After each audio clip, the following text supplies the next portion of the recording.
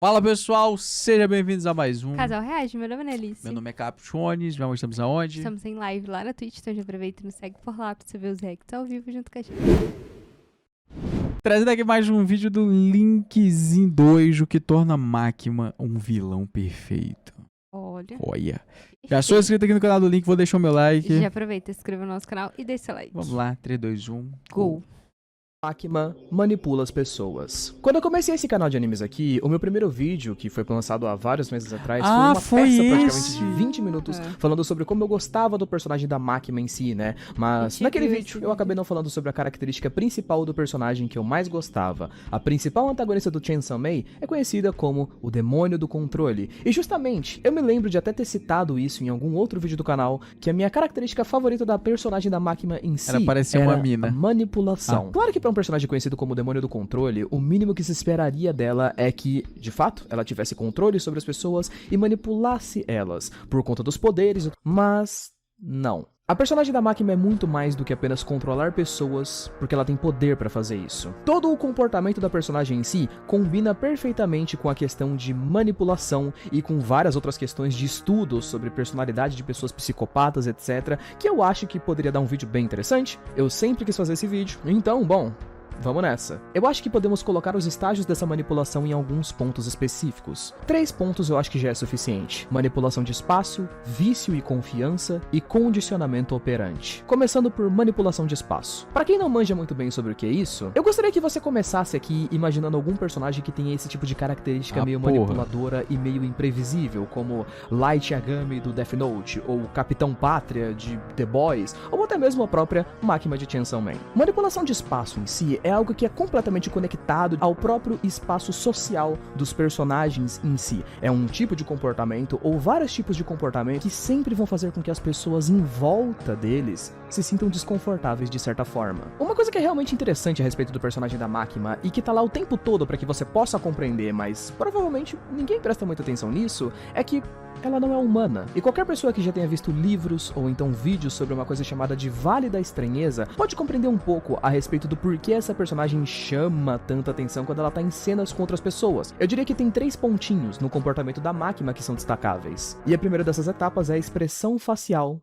travada dela. O geral é que, como seres humanos, jovens, uma coisa que é comum entre nós é que boa parte da nossa comunicação social sempre se dá por meio das expressões de uma pessoa. É por meio do rosto de Ele que foi falado, ela é a sensal mais temperada que existe. No vídeo que ele fala da Makima dela alguém que você ser sabe o melhor, né? Nesse primeiro vídeo dele. Quando seu amigo tá triste, se ele tá nervoso, se ele tá com medo e etc. E é a partir dessas expressões e de você entender o que ele tá sentindo que você consegue medir o que você vai fazer depois. E aí que entra a questão. A Makima não tem expressões faciais. Esse é o primeiro ponto que afasta ela de outros seres humanos comuns. Ela sempre mantém aquele mesmo sorriso social com pouquíssimas alterações. Apenas isso já é um ponto muito estranho de se interagir com a personagem, porque torna ela imprevisível. Imagina, por exemplo, que você está em uma reunião com a Makima. Você seja lá um funcionário dela ou alguma coisa. Você pode estar tentando fazer qualquer coisa lá. Você está tentando se explicar, ou então você está tentando mentir, ou você está tentando, sei lá, até flertar com ela ou algo do tipo. O fato dela não ter expressões torna difícil de você entender se a sua mentira funcionou, se o que você disse convenceu ela ou não, se ela tá com raiva de você, com medo ou feliz. E já que nada transparece,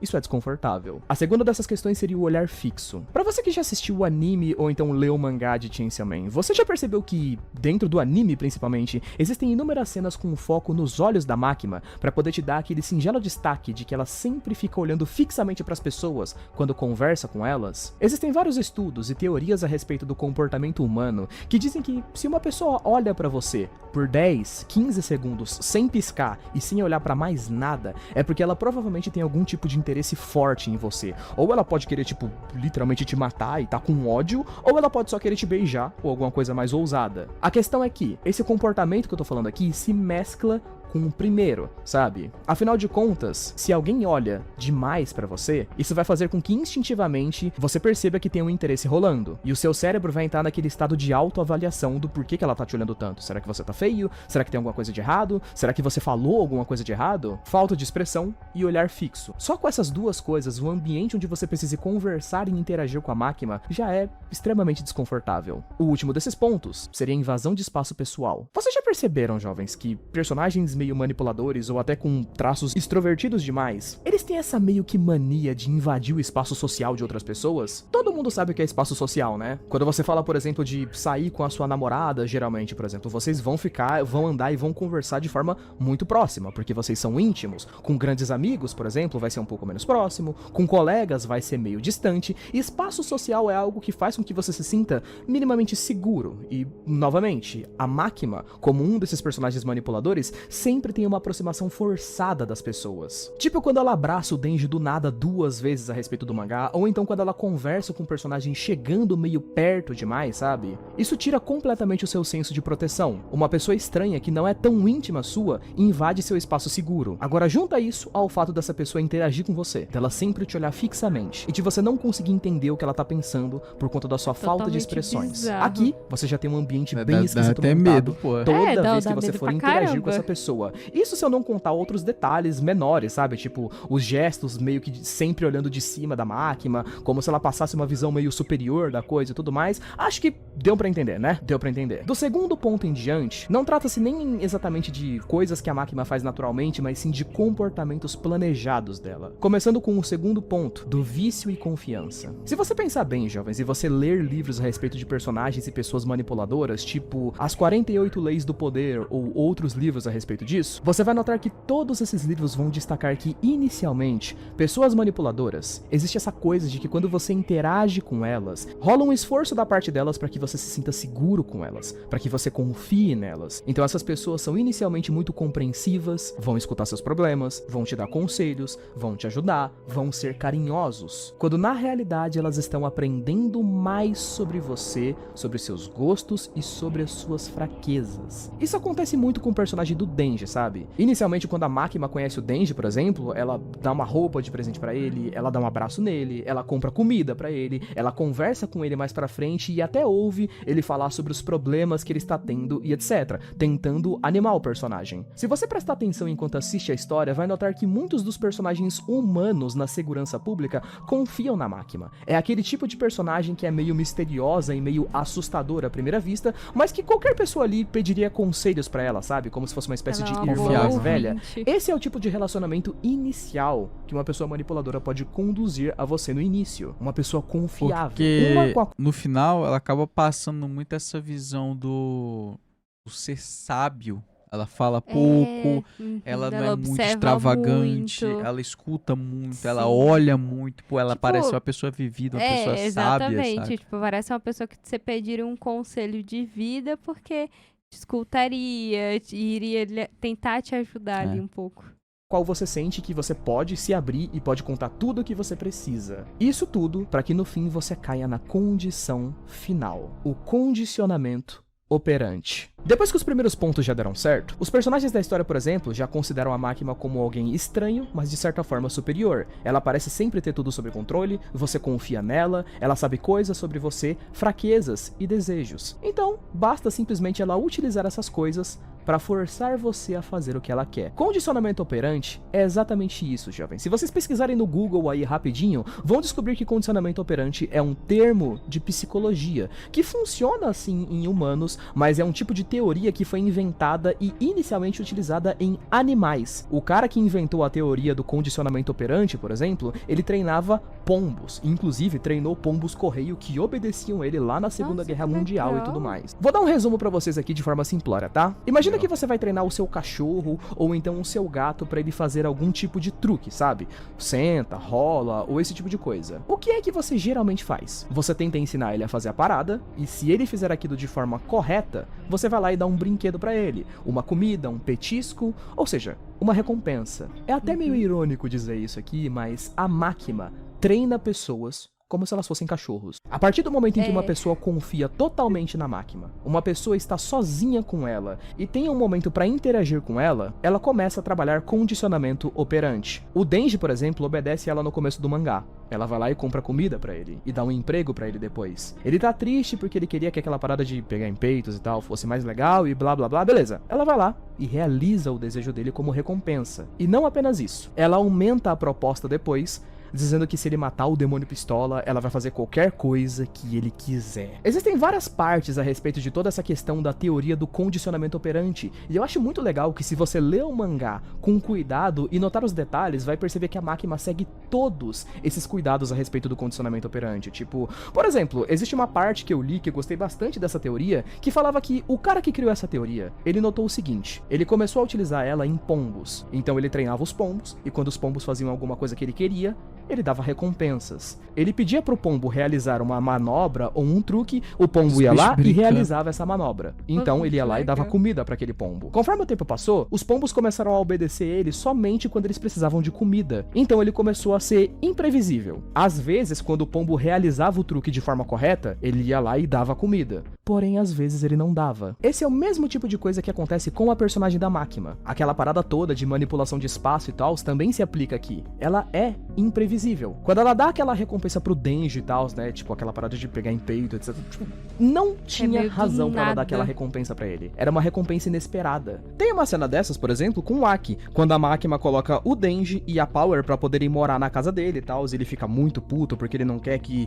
os dois morem na casa dele. A Makima vai lá, liga pro Aki e só fala que ela quer que eles morem lá porque ela confia nele mais do que nos outros. Se ela confia mais nele do que em todos os outros, então significa que eles têm algo especial. Logo, então, ele deveria arcar com as consequências daquilo, e é isso aí. Então, tanto pro Aki quanto pro Denji, cria-se essa ideia de que você obedece a Makima e logo as coisas funcionam. As coisas dão certo, você recebe ótimas recompensas, que são justamente as coisas que você quer. Então, a gente cria aquela ideia de obedeça sem pensar. Você não precisa pensar, só precisa obedecer. Exatamente como um cachorro faz. Cara, eu acho esse fato muito curioso, porque mais pra frente, quem já leu o mangá, já terminou o primeiro arco, sabe que em algum momento da história a Makima vai falar que ela ama pessoas assim como pessoas amam cachorros. Claro que na real, eu sempre tiro esse pedacinho final aqui do vídeo pra poder fazer uma espécie de mini reflexão a respeito das coisas, né? Eu sempre tento falar algo mais pessoal aqui no final do vídeo e tudo mais, e no geral, gente, eu acho que eu consegui até explicar bem pra vocês toda essa razão do porquê, cara, a Makima é um dos, se não o meu vilão favorito aí da ficção, cara. Eu realmente gosto muito de como o personagem encaixa perfeitamente nesse tema de manipulação.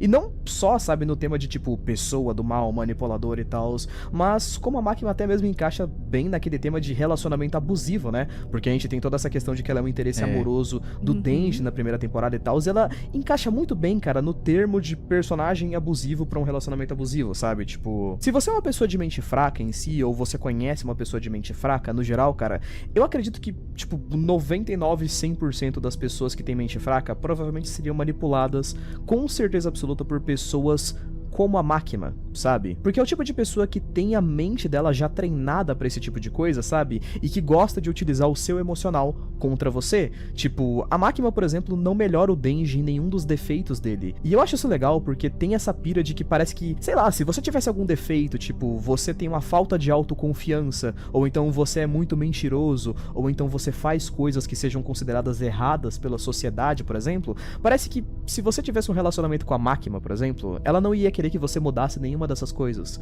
Porque são fraquezas e fraquezas que ela poderia usar contra você caso você não obedecesse ela. É uma pira muito maluca, cara, porque, assim, pessoas, gente, tanto adolescentes que estão começando a entrar aí na fase adulta, ou até adultos, cara, pessoas no geral, querendo ou não, elas sempre querem uma coisa em comum, né? Elas querem ser felizes. E geralmente, uma das grandes formas de alcançar isso é uma pessoa que ame você. E, é claro, alcançar os desejos que você mais quer. A Makima é o tipo de personagem que te oferece isso em troca de liberdade. Então é uma parada muito maligna e muito tentadora ao mesmo tempo. E eu adoro como isso funciona na história. Tipo, você pode escolher obedecer a ela, e aí você meio que abandona a sua humanidade, porque ela vai fazer com que você faça coisas ruins, ela não vai fazer com que você melhore como pessoa, e justamente, ela vai usar os seus defeitos e as suas fraquezas pra te manter preso a ela. Sendo assim, vira meio que um questionamento de quanto você consegue abandonar a sua própria humanidade só pra poder ser feliz, entre aspas. Assim, é claro, isso tudo torna toda a conclusão do primeiro arco muito mais interessante, né, de quando o Denji realmente decide abandonar a máquina. Ele decide se tornar uma pessoa livre,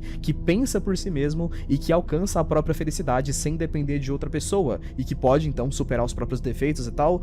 Porra, muito bem feito, puta vilão bom. Enfim, bom, acho que esses eram os pontos do vídeo, era isso que eu queria falar aqui, e, bom, Puta vilão gostado, bom, beleza? tá?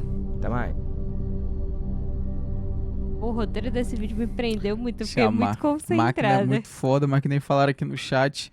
Eu não sei se eu iria querer ter um relacionamento com a máquina, mano. Ah, 80% Mas do será que- chat ia cair no papinho dela, Será assim. que você teria a opção de não querer ter um relacionamento com ela? É, até mais porque é exatamente isso que ele falou, ela tipo... ia lhe induzir a querer ter um relacionamento por ela. Ela iria lhe manipular, achando que você está no melhor relacionamento de todos, e que ela é perfeita, e que ela lhe aceita do seu jeito.